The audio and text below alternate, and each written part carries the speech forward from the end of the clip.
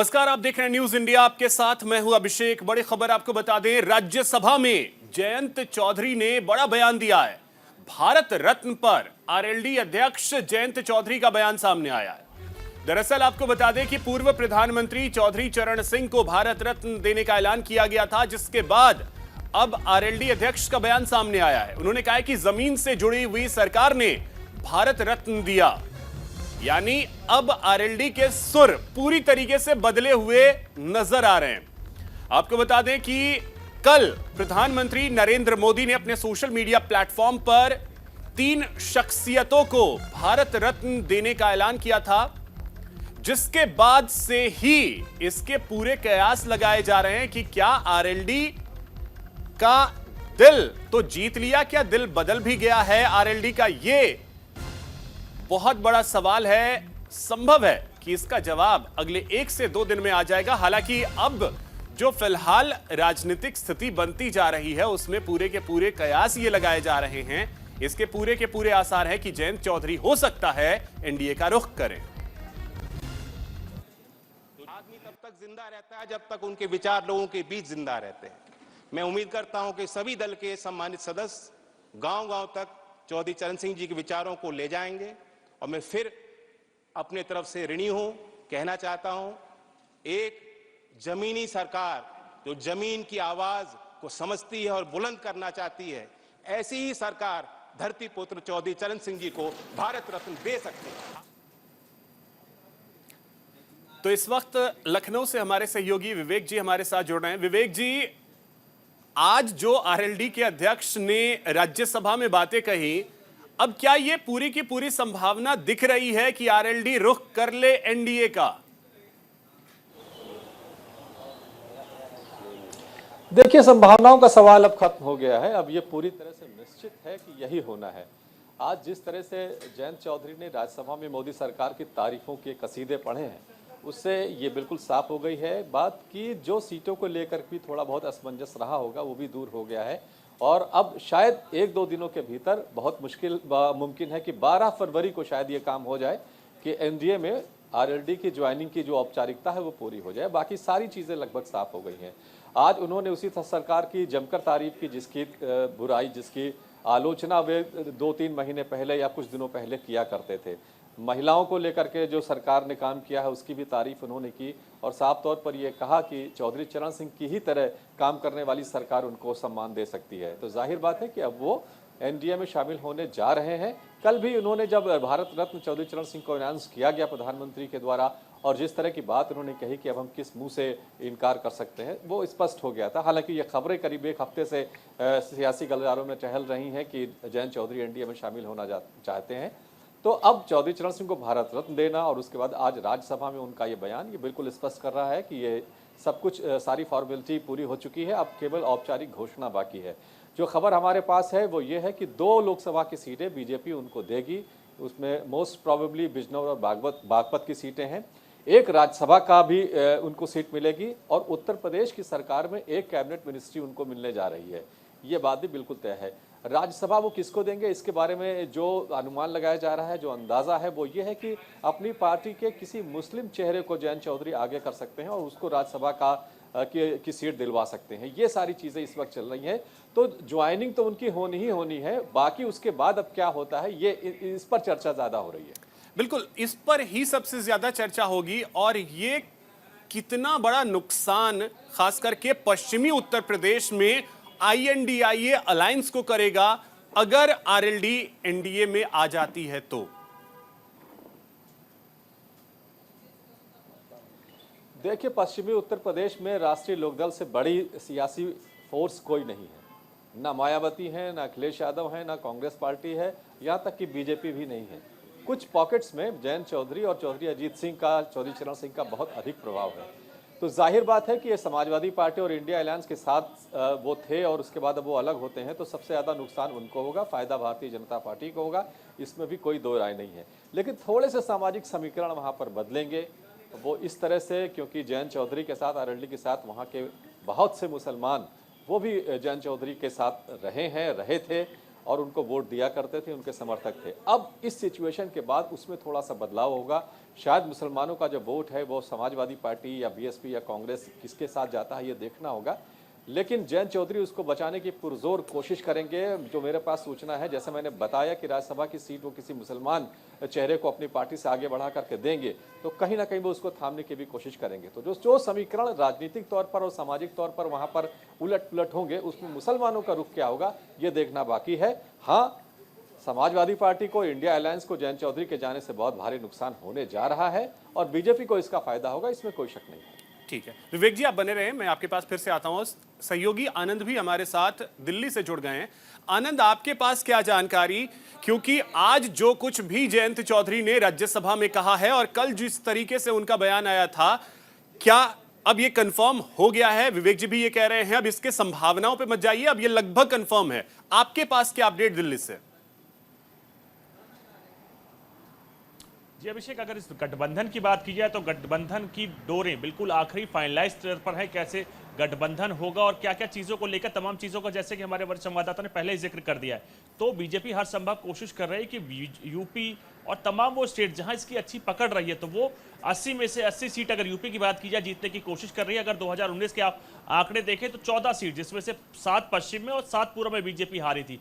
और यही जो 7 पश्चिम की सीटें हैं उस पर बीजेपी कहीं ना कहीं कोशिश कर रही है कि अब की बार उसको मुकम्मल जोर के साथ या कहें पूरी ताकत के साथ लड़ा जा सके, जिसमें जैसे ही उसने देखा कि कहीं ना कहीं एक आरएलडी का पश्चिम यूपी में अच्छा गठजोड़ है या कहें अच्छा वोट बैंक है, उसको साधने को लेकर बीजेपी ने तुरंत उनसे बात करने की शुरुआत की थी। पश्चिम यूपी से एक कैबिनेट मंत्री हैं जिन्होंने अपनी बातें की, आगे आज इस बातें इस मुकम्मल तक पहुंच चुकी है। गठबंधन पूरा हो ही चुका है, आखिरी दौर की बातचीत है कि कब इसका ऐलान किया जाएगा और कौन कौन ऐलान करेगा, तो ये चीज़ें पूरी हो चुकी हैं। और अगर बात की जाए उन सीटों की, तो बीजेपी हर संभव कोशिश कर रही है कि वो जैसे यूपी की बात की जाए 80 सीटों में 80 सीटें जीतने की कोशिश कर रही है, बिहार की 40 में 40 सीटें जीतने की जो कोशिश कर रही है, तो जो 7 सीटें पश्चिम की है, तो रणनीतियां साधने में कम से कम फिलहाल बीजेपी सफल होती दिख रही है, चाहे वो बिहार हो। बिहार में INDIA अलायंस तो किस तरीके से झटका लगा नीतीश कुमार के एनडीए में आने से वो सब जानते हैं। अब आरएलडी अगर आ रही है तो फिर ये बहुत बड़ा नुकसान पश्चिमी उत्तर प्रदेश में करने वाला है INDIA अलायंस को। विवेक जी बहुत शुक्रिया आपका, विस्तार से आपने एक एक चीज बताई, बहुत शुक्रिया आपका। आनंद आप हमारे साथ बने रहें, अगली खबर पे भी आपसे अपडेट की जरूरत होगी। बड़ी खबर यह है कि संसद में राम मंदिर पर धन्यवाद प्रस्ताव लाया गया। सदन में राम मंदिर पर चर्चा जारी है, यह बड़ी खबर आपको बता रहे हैं। बीजेपी ने अपने सांसदों को व्हिप जारी किया है। दोपहर 3 बजे राज्यसभा में प्रस्ताव पर चर्चा होगी, यह बड़ी खबर आपको बता रहे हैं। बीजेपी ने अपने सांसदों के लिए व्हिप जारी कर दिया है और सभी सांसदों को रहने के लिए कहा गया है। तो देखिए, बीजेपी ने अपने सांसदों को कहा है कि आप संसद में रहिए, राम मंदिर पर धन्यवाद प्रस्ताव जो लाया गया है उस पर आज चर्चा होगी। दोपहर 3 बजे इस पर चर्चा होनी है।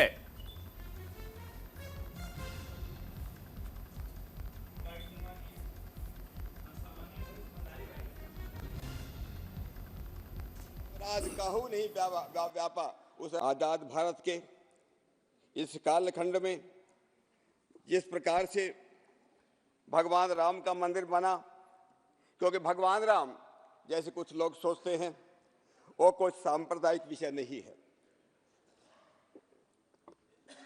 श्री राम केवल हिंदुओं के नहीं, वो सबके हैं। भगवान राम हम सबके पूर्वज भी हैं और हम सबके लिए प्रेरणा भी है। और इसलिए उनके ज़माने, क्योंकि उनके ज़माने में आजकल के जो मत संप्रदाय और पंथ जो चलते हैं, हिंदू मुस्लिम सिख ईसाई, ऐसा उनके ज़माने में कुछ भी नहीं था।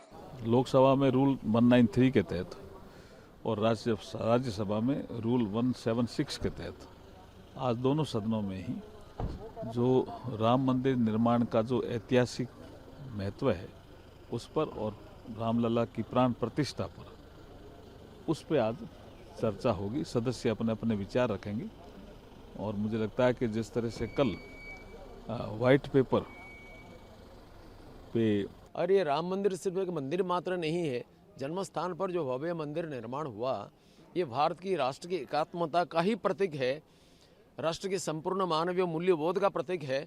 इससे राष्ट्र भावना का जागरण होता है और इस विषय में सारा जनता को बताना और 500 साल की संघर्ष के बाद संपूर्ण शांतिपूर्ण तरीके से अदालत के द्वारा जो फैसला हुआ, इसके आधार पर माननीय नरेंद्र मोदी जी की करकमल में जिस मंदिर का प्राण प्रतिष्ठा हुआ, इसके बारे में जनता को बताना ये तो बहुत जरूरी है। विपक्ष क्या कहता है इससे हमें कोई मतलब नहीं है। कल वो इतनी बात कहे ना आर्थिक मामले पर, आज सत्र का अंतिम दिन है 5 साल का। प्रभु राम विराजे हैं 500 वर्षों के बाद, भव्य मंदिर बना है, इतनी सुंदर मूर्ति है और सुप्रीम कोर्ट के फैसले के बाद वैधानिक मर्यादा के अनुसार, तो आज अंतिम दिन इसका तो यशोगान होना चाहिए ना। ये पर तो सहयोगी आनंद भी हमारे साथ जुड़े हुए हैं। आनंद, आज का दिन भी अगर कहें तो बहुत अहम दिन है, क्योंकि 17वीं लोकसभा की अगर बात की जाए तो उसका आज अंतिम दिन है। प्रधानमंत्री शाम में बोलने वाले, लेकिन उससे पहले अगर राम मंदिर को लेकर के चर्चा हो रही है, रविशंकर प्रसाद को भी हमने सुना कि विपक्ष क्या कहता है, ज्यादा महत्व तो नहीं रखता है। एक सेकंड आपको रोक रहे हैं, साध्वी निरंजन ज्योति इस समय बोल, सुनवाते हैं। परिवार तंत्र ये सब लोगों ने देखा है और मैं सोचती हूँ आज किसी को बोलने का जरूरत नहीं। बच्चे बच्चे जानते हैं मोदी जी प्रधानमंत्री बन रहा है और काफी बहुमत से बन रहा है।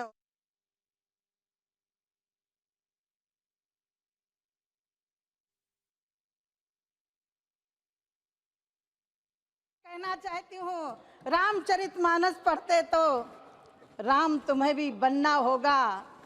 चलो राम के पद चिन्हों पर अब इतिहास। अध्यक्ष महोदय, जब गरीबों की बात कर रहे थे, मैं तो आज अपने विषय पर सीमित रहने वाली थी, लेकिन इन्होंने छेड़ दिया, और जो छेड़ोगे तो हम छोड़ेंगे भी नहीं। अध्यक्ष महोदय, कल मैंने उस हाउस में जवाब दिया है। अध्यक्ष महोदय, यदि इन्होंने गरीबी दूर की होती तो आज 4 करोड़ लोगों को घर देने की हमें जरूरत नहीं पड़ती। वो कौन है? वही है सबरी के लोग, वही है निषाद के लोग, वही है जटायु के लोग, वही है रीछों के लोग, जिनको समाज में मर्यादा पुरुषोत्तम भगवान के पद चिन्हों पर चलने वाले युग पुरुष नरेंद्र मोदी जी ने दिया। माननीय अध्यक्ष महोदय, ये कह रहे हैं गरीबी दूर हो गई। मुझे बड़ा आश्चर्य होता है, गरीबी दी किसने? अध्यक्ष महोदय, आज मैं थोड़ा अपने बचपन की बात जरूर बताना चाहूंगी। जब इन्होंने कहा, मैं तो राम जन्मभूमि तक सीमित थी, मुझे आगे नहीं बढ़ना था। सन 82 में मैंने घर छोड़ दिया था।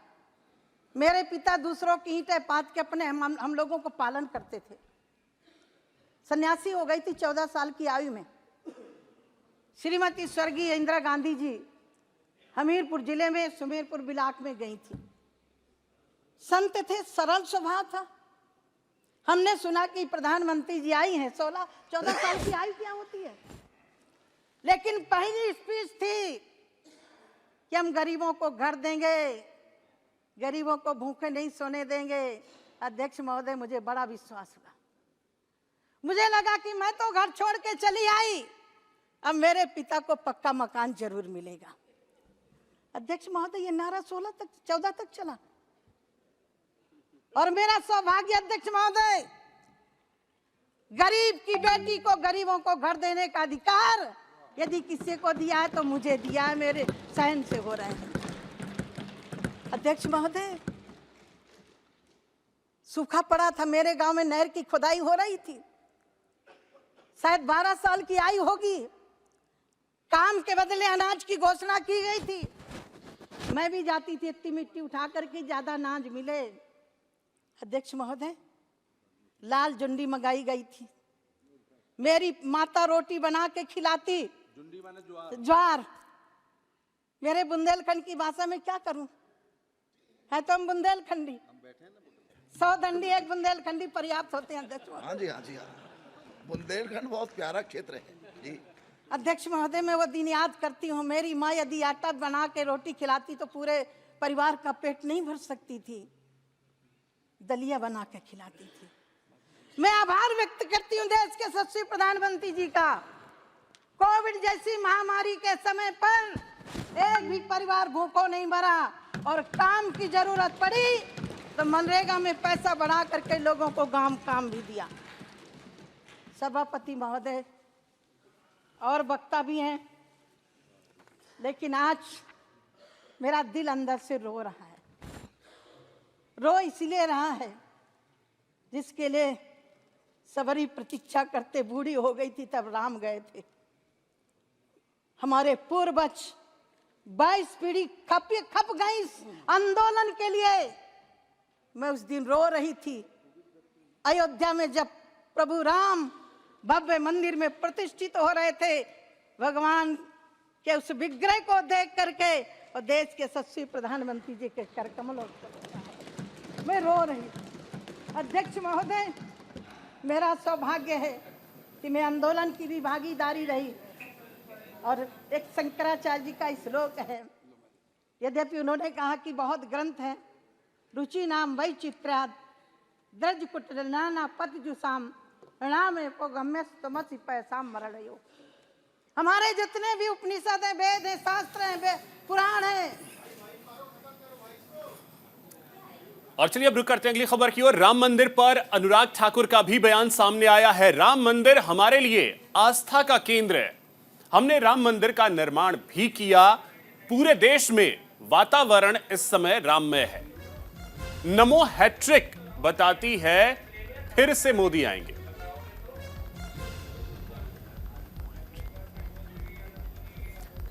तो ये बड़ी खबर आपको बता रहे हैं, अनुराग ठाकुर ने एक बार फिर से सरकार बनने का दावा किया है।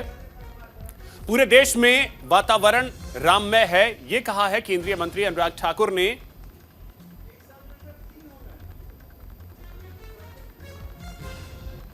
तो राम मंदिर पर चर्चा इस समय जारी है लोकसभा में, 3 बजे राज्यसभा में चर्चा होगी।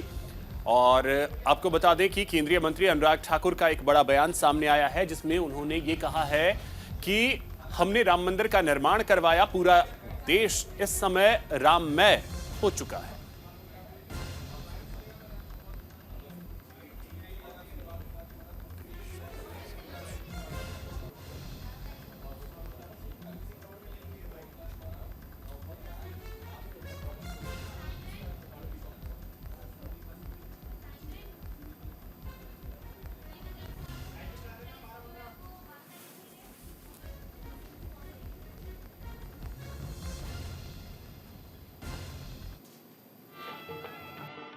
तीसरी बार मोदी सरकार, अब की बार 400 पार, नरेंद्र मोदी जी हैट्रिक लगाएंगे और भारत को तीसरी सबसे बड़ी अर्थव्यवस्था बनाएंगे।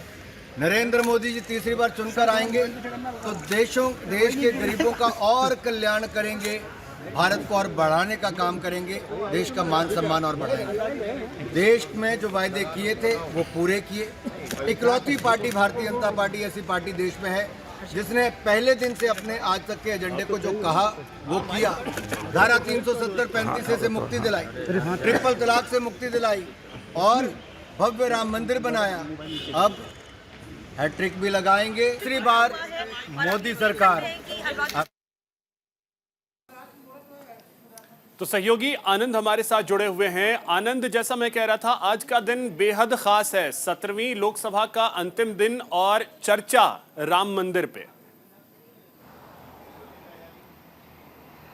जी अभिषेक, बिल्कुल आपने सही कहा, आज का दिन बेहद इंपॉर्टेंट है। अगर बात की जाए राम मंदिर मुद्दे पर धन्यवाद प्रस्ताव की, तो आज ही वो दिन होगा जब संभावित प्रधानमंत्री का पार्लियामेंट में इस कार्यकाल का आखिरी संबोधन होगा, और इसके साथ वो भी मंदिर को लेकर धन्यवाद प्रस्ताव को लेकर, जहां शाम को खुद प्रधानमंत्री लगभग 5 बजे बोलेंगे।